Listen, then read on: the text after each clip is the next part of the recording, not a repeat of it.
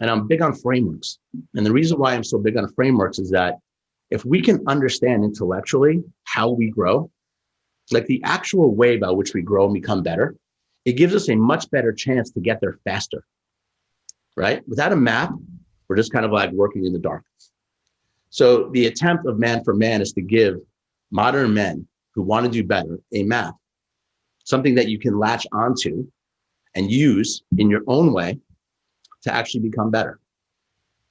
And there's different frameworks that I use, right? You've heard of them before, but I'm sharing kind of a new one tonight. And I want you to get out a pen. I want you to take some notes on this because you've heard some of this before, but this is a different way of looking at it. And what we're going to do is go through these 6 points. And I really, guys, want you to be here, be present with this, okay? This is big stuff.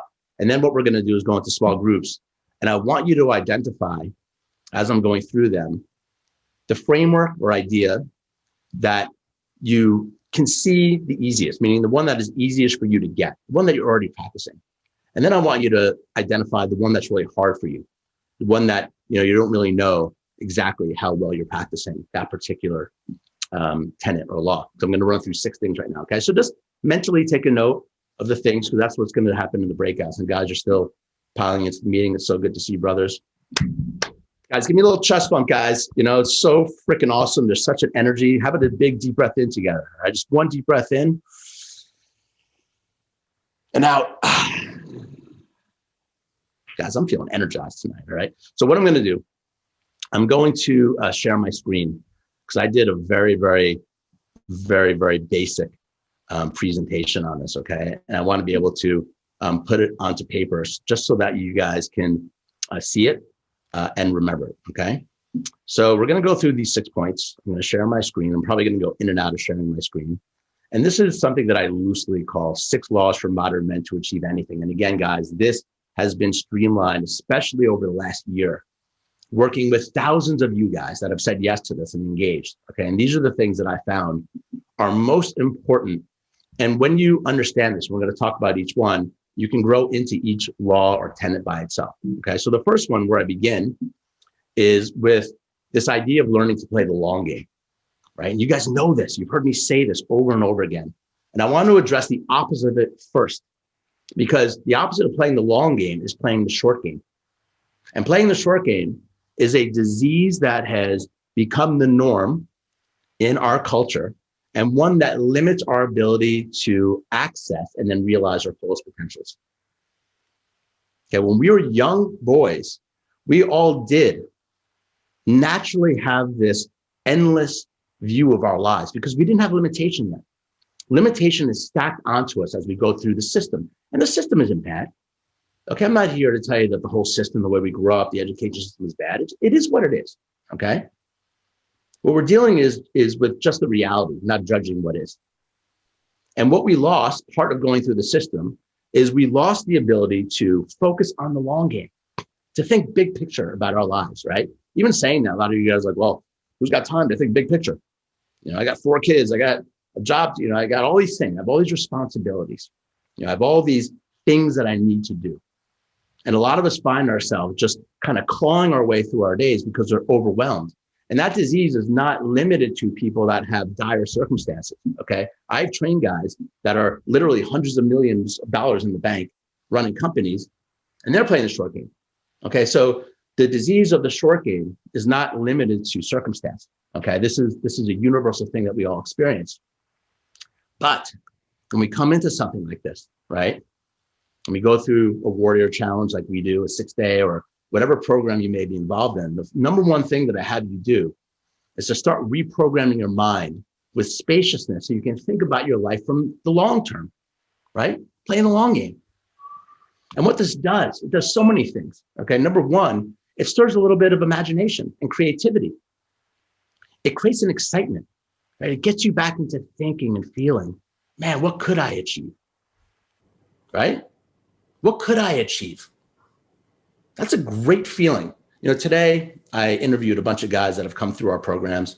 One of the guys, I'm not going to say his name, but he came into this process and he was really down. Okay. He was at a low point, and that's common. Some guys will come in, they're really at a low point. Some guys are coming in, they're mediocre. They're like in that middle, they want to skyrocket. Some guys are actually on the cusp of doing something great and they want something to amplify. Those are typically the ways that guys come in here. And it's not that black or white, of course. Okay, there's many different ways to look at it. But this guy, this brother, who was a brother, came in at a low point, a real low point. And, I talked to him today, 6 months later, and yes, he's giving the appreciation to the process and what we're doing here, saying that this saved his life.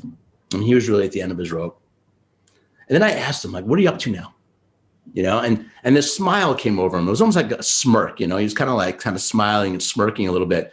And there was like this almost little boy energy and excitement, about what's going on in his business, what's going on in his personal life, right? And I could just see it. Like, that is not small. That spark is what we need. As men, we thrive in that. That's that positive spin cycle. Okay. So that's what sparks when you do this. And really, for him, it was getting out of his own way and the limitation of the short game and saying, all right, well, how do I think long term? And that space created a bunch of magic in his life. All right. Number 2, this is such an important one, brothers. Okay. And I don't say this in the actual programs, but it really is a tenet, and that is to take care of himself first and foremost. That means that you in this life are front and center. That means that your life, your circumstances, as selfish as that may seem, and I'm going to address that in a moment, must come first.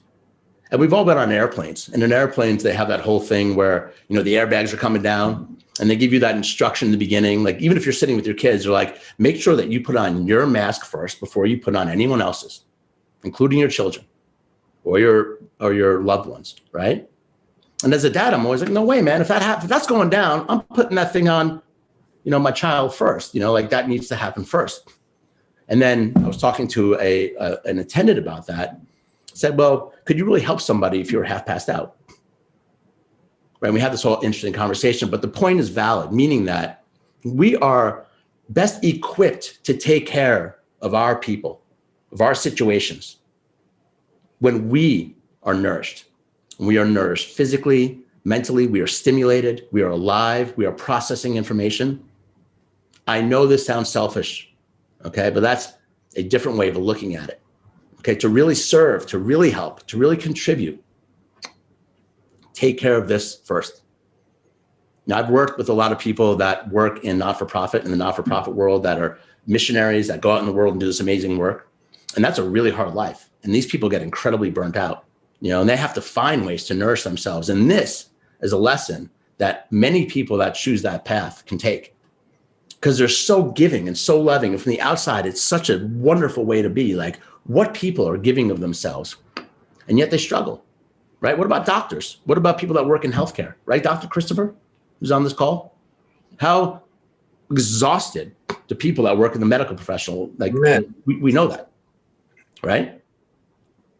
So the tenet, the law that I'm introducing here is to take care of yourself first. That's not a selfish act. It's hard. It's actually a challenge to learn how to do that.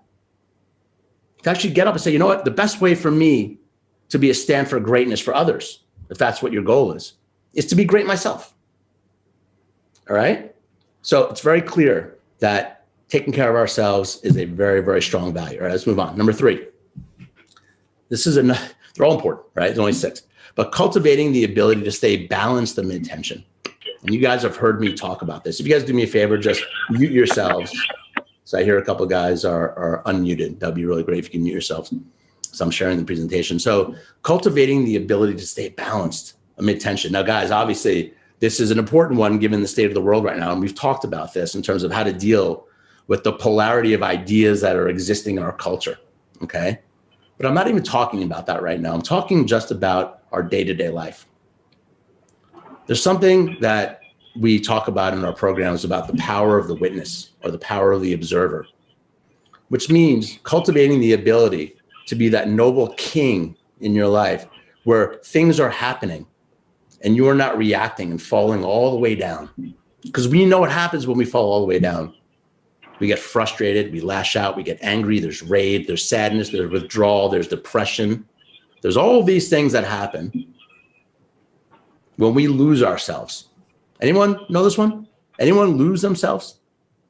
Right, everyone's hand goes up, okay? We all do it.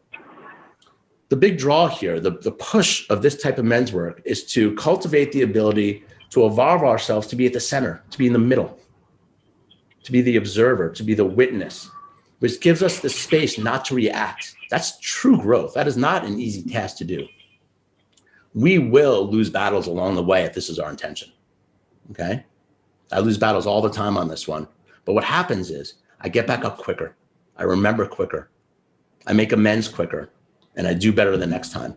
And there's a spiral upwards, because what happens when you have the ability to do this is that the way that you show up in the world is this very strong, trusting, humble human that is able to take in a bunch of information and not react to it. It doesn't mean that you slow down. If your great gift is spontaneity and like taking action, that doesn't slow you down. This is a subtle different thing. All right. The ability to breathe, allow tension to exist without reacting to it. Superpower. Okay. That's the call of greatness. That's what we do. That's why people are able to handle so much in life, because they've cultivated this ability, maybe naturally, maybe through work, but we're here because we're cultivating this together. All right. So that witness, that observer, very, very potent. I want you to visualize yourself the next time that stuff's going down at work, in your family. How you react or not react in those moments is very telling of how you are creating your life and your legacy. Okay, it's all connected. Big one. Number 4, nurtures the freedom in others he wants himself, right? You guys know this. This is called the golden rule. It's in the Bible, right? It's in the Bible. It's got to be true. I'm just kidding, brothers, okay? But seriously, this is a big one, okay? Because on the flip side, when we talked in law number 2 around taking care of ourselves, now I'm doing the flip side, right? I'm saying nurtures the freedom, nurtures the adventure, the joy, the success, the abundance that you want in others. Because both polarities exist. And we got to play the game from both sides, okay? So when we show up in the world, being a stand for others, being a stand for greatness, a stand for freedom, a stand for flow, a stand for healing. These are then all the things that we begin to experience in our own life. The world that we're experiencing is a reflection of our inner perceptions. This is just true. This is what all the great spiritual traditions say. And it's just words right now, right? It's just words that we're speaking. But take it to heart. How you perceive this world that you're living in, this reality, this movie that we're all making up, how you play in it comes back to you. And what's so freeing about this is that understanding it gives you the ability to create your circumstances, your situations, your relationships based on how you are treating the world. It comes back. It creates a cycle. This is just the way that the mind works. All right. And we are just now accessing this and understanding it. This is why this is called the golden rule. And it's basically not only in the Bible, but it's basically a message that's in virtually every great spiritual text. And we practice it. We practice it. And we do that in our programs. And you guys that are in our programs know how we do this. We track, we do things to raise our awareness to do these things in the moment of our lives. Okay. Law 5. We do the necessary work to integrate self-limiting thoughts, those thoughts of fear, those thoughts of doubt. Now, I just want to share something on this one. As you guys know, I've been working in this field. And when I say this field, talking about personal growth, personal development for 2 decades, 20 years.